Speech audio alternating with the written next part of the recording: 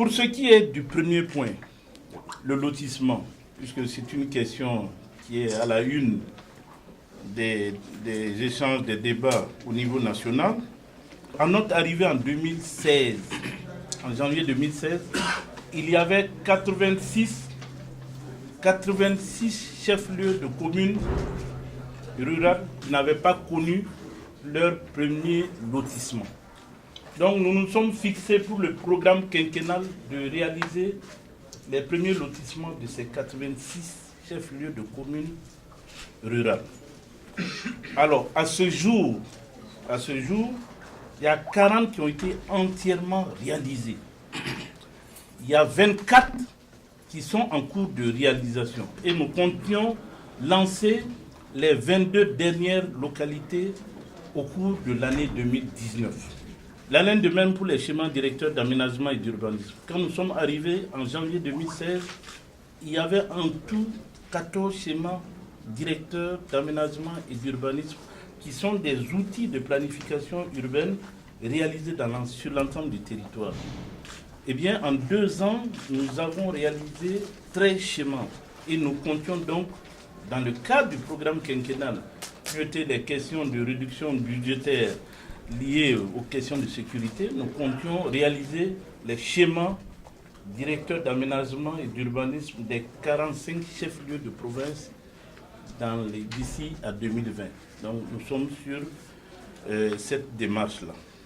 Je voudrais vous dire que depuis que nous sommes arrivés jusqu'à l'heure où je vous parle, aucune autorisation de lotissement n'a été délivrée à un promoteur immobilier privé.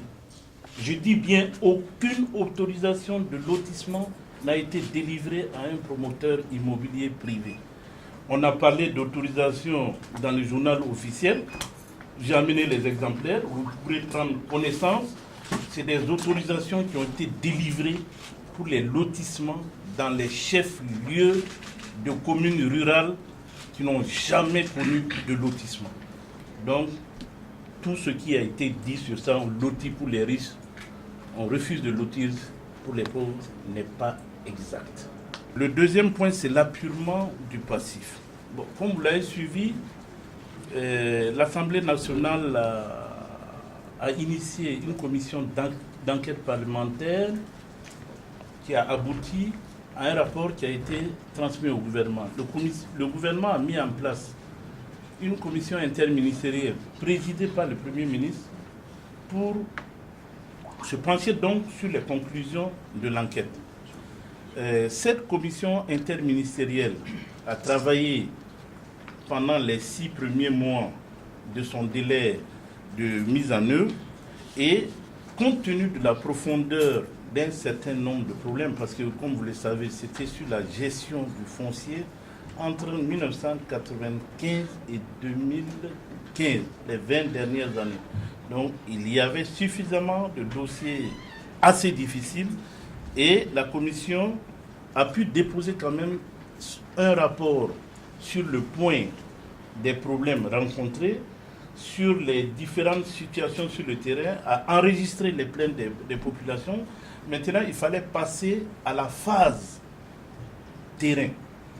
C'est pour cette raison qu'une deuxième commission, une deuxième partie de ces commissions-là se sont mises au travail dans les 17 localités.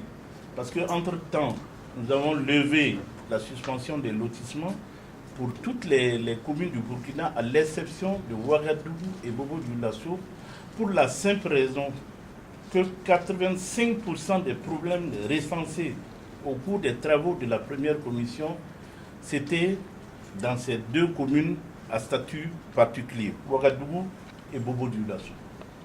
Très bientôt, nous allons faire des sorties sur le terrain pour rencontrer les différentes commissions et faire le point des travaux. Bon, à ce niveau, nous avons invité les organisations de la société civile à prendre part à ces travaux. Certaines organisations ont répondu à l'appel, d'autres, pour des raisons qui leur sont propres, ont refusé de prendre part à ces commissions. Nous pensons que la construction du pays, là, c'est nous tous.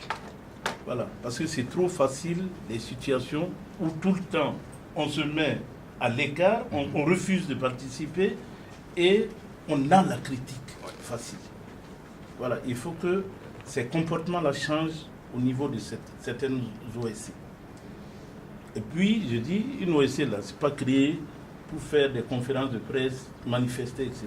C'est créé pour jouer un rôle de veille et des critiques objectives et positives au gouvernement dans le cadre de la mise en place, en œuvre de son programme. Et nous disons, nous avons reçu près d'une trentaine d'OSC. Voilà. Vous avez suivi tous les mouvements d'humeur qu'il y a eu dans le cas des problèmes dans les zones non loties, etc., etc. Nous nous sommes toujours déclarés ouverts à la discussion, au dialogue. Parce que ce n'est que là que nous allons trouver les solutions aux différents problèmes posés. Le troisième point, c'est la promotion immobilière. Au terme de la loi numéro 34/2009 du 16 juin 2009, portant régime foncier rural, 3 catégories de terres sont définies. Voilà, il y a donc le domaine foncier de l'État, le domaine foncier des collectivités et le patrimoine foncier des particuliers. Voilà. C'est dans le cadre de la gestion du patrimoine foncier des particuliers que les transactions dans lesquelles les promoteurs immobiliers sont impliqués se font en milieu rural. Il faut dire qu'en 2009, la loi a été prise pour permettre aux propriétaires, à nos vaillants producteurs, les agriculteurs, de pouvoir avoir des documents juridiques afin de pouvoir, au niveau des institutions financières, pouvoir bénéficier de financement et de crédit. Voilà, c'est ce qu'on a appelé les attestations de possession foncière rurale. Mais malheureusement, c'est sur la base de ces documents-là qu'il y a les dérapages que nous constatons aujourd'hui en ce qui concerne la promotion immobilière.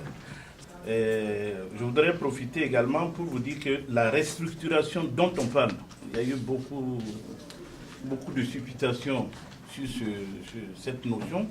La restructuration, c'est un lotissement dans une zone déjà habitée. Voilà, comme les zones non loties. Si on doit faire un lotissement en zone non lotie, on appelle cela de la restructuration. On n'appelle plus lotissement. Voilà, on fait le lotissement quand c'est des zones nues, comme vous voyez, la zone de l'aéroport, etc., etc. Rien que Ouagadougou, nous sommes à près de 13 000 hectares. Donc, on estime à peu près au quart de la surface de Ouagadougou en zone non lotie.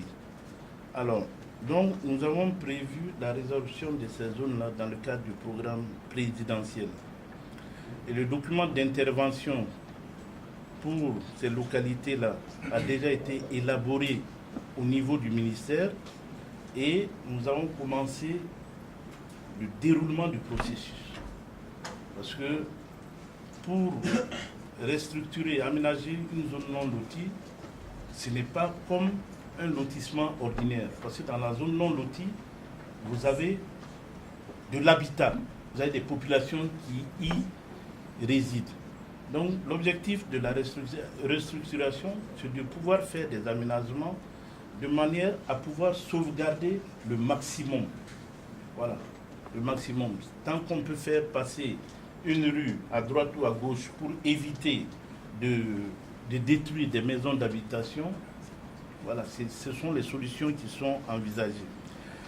Mais avant d'arriver à l'opération même, j'allais dire de lotissement en zone non lotie, là, c'est-à-dire l'opération de restructuration sur le terrain, il y a un certain nombre de démarches que nous avons entreprises afin que cette opération de restructuration soit une opération participative.